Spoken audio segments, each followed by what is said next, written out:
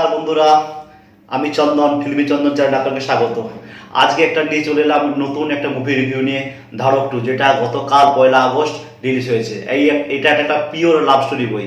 এইটা 2 মাসের মধ্যে এটা একটা সেকেন্ড পিওর লাভ স্টোরি। প্রথম হচ্ছে সেইয়ারা, দ্বিতীয় যদি বলতে চান ধরক 2।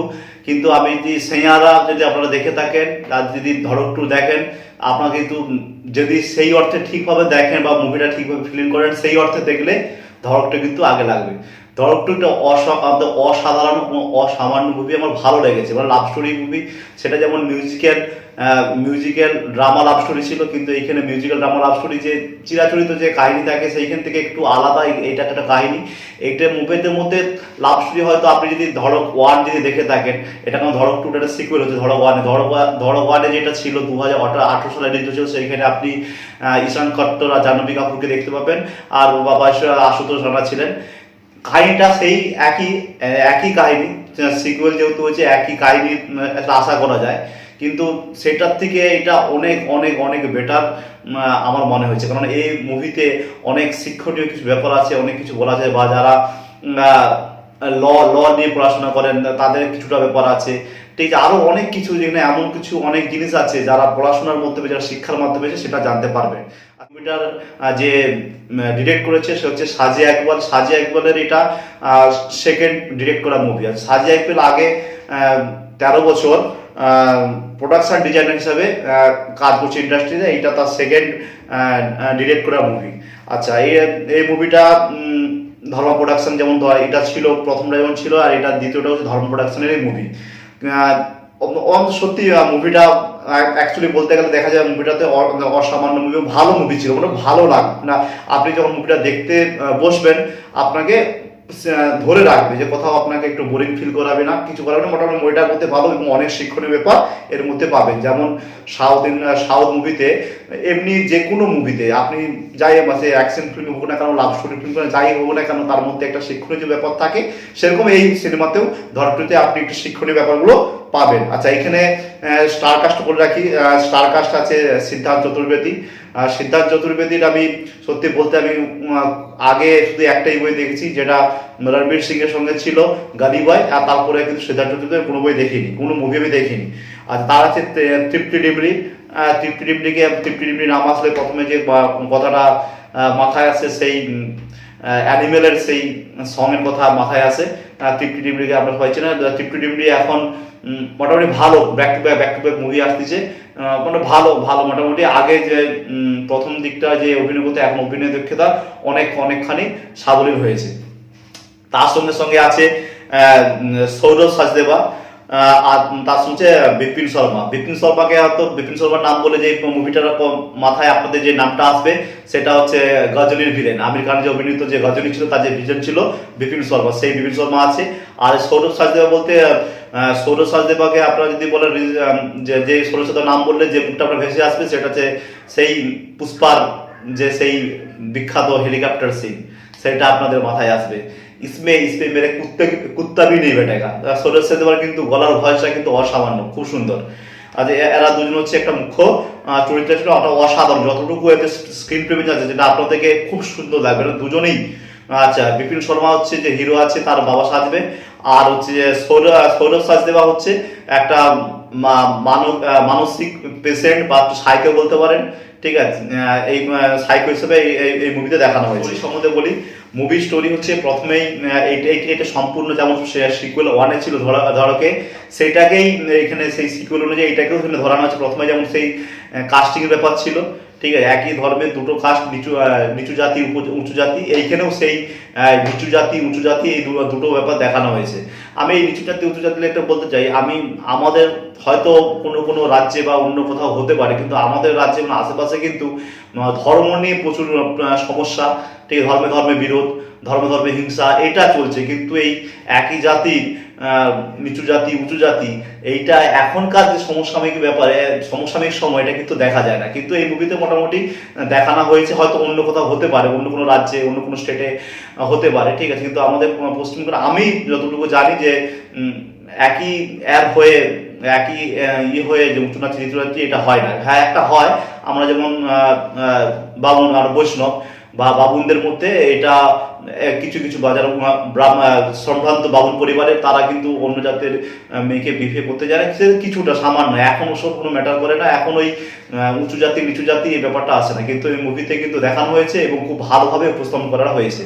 আচ্ছা, এই মুভিতে যে সিদ্ধার্থ চতুর্বেদী তার নাম থাকবে নীলেশ, আর যে তৃপ্তি দেবী তার নাম থাকবে বিথি। আচ্ছা, নীলেশ হচ্ছে অত্যন্ত একটা গরিব পরিবারের একটা নিচু জাতির ছেলে, ঠিক আছে। এবার সে এত রকম তাদের সারা গ্রাম থেকে শহরে এসছে কিছু করার জন্য, বড় হতে হবে, যাতে না তাদেরকে উঁচু মানুষরা তাদেরকে না পা মারিয়ে চলে যায় এবং বড় হওয়ার আসে শহরে এসছে, কিন্তু শহরে এসে সেই প্রবলেম কোনো একটা বস্তির মধ্যে থাকে এবং তার মা তাকে বলে যে এইসব যদি কিছু হয় তাহলে ক্ষমতাবান হতে হবে। তাহলে ক্ষমতাবান হতে গেলে কি করতে হবে না, সত্যি কথা বলতে আপনারা যদি দেখেন পুলিশ পুলিশ তো বড়ই, ঠিক আছে, পুলিশ তো বড়, আমরা বলতে রাজ্যের মন্ত্রীরা বড়, তার মধ্যে পুলিশের হাতে একটা ক্ষমতা আছে, কিন্তু এই পুলিশ যত বড় ধরনের পুলিশ না, সব মানুষকে কন্ট্রোল করার ক্ষমতা একমাত্র আইনে আছে। উকিল হতে, সেই উকিল হওয়ার জন্য সে কোটা, যেহেতু নিচু জাতির, কোটাতে একটা ভালো বড় কলেজ, ন্যাশনাল ল কলেজ, তাতে ভর্তি হয়েছে বিয়ে করার জন্য। এই হচ্ছে ব্যাপার। এবং সেইখানে ভর্তি হতেই সেইখানে যখন ভর্তি হলো, দেখলো সব বড় বড় বংশের ছেলে, বড় লোকের সব ছেলে, সেইখানে তার নিজের পদবিটাও বলতে তার দ্বিধাবোধ হলো। এবার সেইখানেও কোটাতে ভর্তি হয়েছে, সেখানে সব বড় বড় ছেলেরা, তারা তো সব মানে ছোট জাতের, যেহেতু সেই ছোট জাতে, তাকে নিয়ে বিভিন্ন রকমের মজা মস্করা এইসব চলছে। এবার এমন তো সময় কোনো একটা বিয়ে বাড়িতে, আচ্ছা, হিরো হচ্ছে পার্ট টাইম ইনকাম কিভাবে ল কলেজে তার বাবা হচ্ছে যে বাজায়, স্টেজে মেয়ে সেজে নাচে, মা কমিটিকে কাজ করে, আর হিরো হচ্ছে একটা ঢোল বাজানোর একটা আছে, গ্রুপ আছে, যে ঢোল বাজে, বিরোধী ঢোল বাজে, সেইখান থেকে আর্ন করে এবং সেইখান থেকে করে মোটামুটি পড়াশোনা প্লাস তার যে পড়াশোনার খরচাটা সে সেখানে চালায়। আচ্ছা, এইখানে প্রথম নায়িকার একটা বিয়ে বাড়িতে সঙ্গে দেখা হয় এবং পরে সেকেন্ড টাইমে যে নায়িকা যে কলেজে পড়বে, মানে বিথি যে কলেজে পড়বে, সেই কলেজে নীলেশও পড়বে। এবং এইখানে যেমন সেই চিরাচরিত লাভ স্টোরি, হিরোইন তার সরলতায় তার প্রেম মুগ্ধ হয়ে পড়ে এবং তার প্রেম পড়ে যায়, কিন্তু যদিও বাস্তবের সঙ্গে আর কোনো মিল নেই, ঠিক আছে। কোনো বড় লোকের মেয়ে বা কোনো ধনীর মেয়ে, ঠিক আছে, যে কি করে একটা এত গরিব লোকের ছেলেকে দেখেই যে প্রেমে পড়ে যায়, আজকালের দিনে এটা বাস্তবের সঙ্গে কোনো মিল নেই, ঠিক আছে।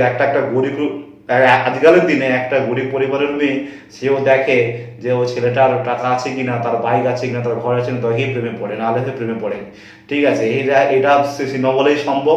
একটা অত ধনী বাড়ির মেয়ে, সে একটা গরিব ছেলে, নিচু জাতের ছেলের সঙ্গে প্রেম করে। যাই হোক, সে যে এর যে ছেলে, সে এখানের মধ্যে অনেক রকম অসুবিধার তাকে সম্মুখীন হতে হয়, কিন্তু নায়িকা যেহেতু বড় লোক এবং নায়িকার যে কাকার ছেলে, সেও এতে পড়ে এবং সে জানতে পারে যে তাদের সঙ্গে একটা ভালোবাসা চলছে, ঠিক আছে। এবার এখানে আরো কিছু ক্যারেক্টার আছে।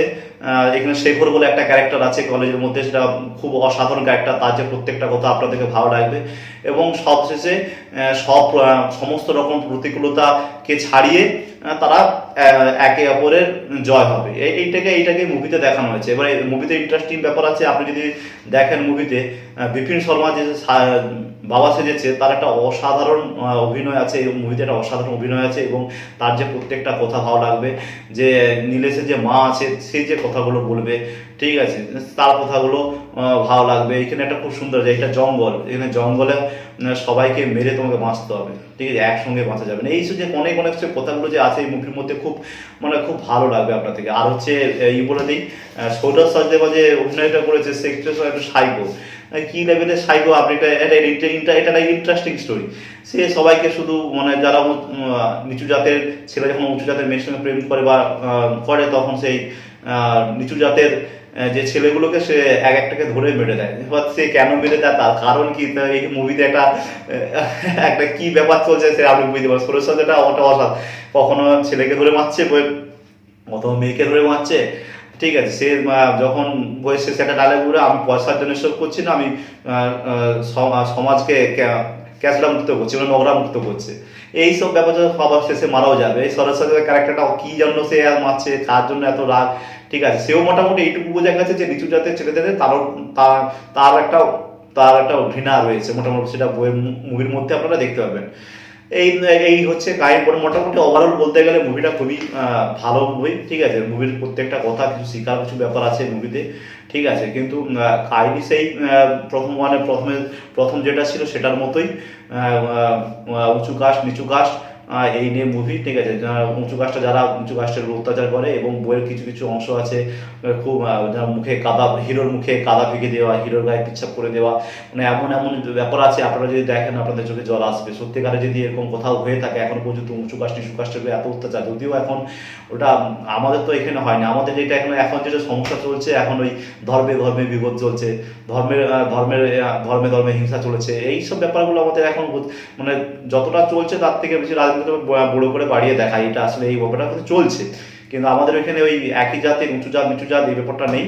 এই জন্য যদিও আছে যারা বড় লোক সম্ভ্রান্ত বাড়ি, যারা বৈষ্ণব বা ব্রাহ্মণ পরিবারে, তারা তাদের মেয়ে বা ছেলের বিয়ে দিতে নিচু কাস্টে দিতে দ্বিধাবোধ করে, এটা ছাড়া আর অন্য কিছু নয়।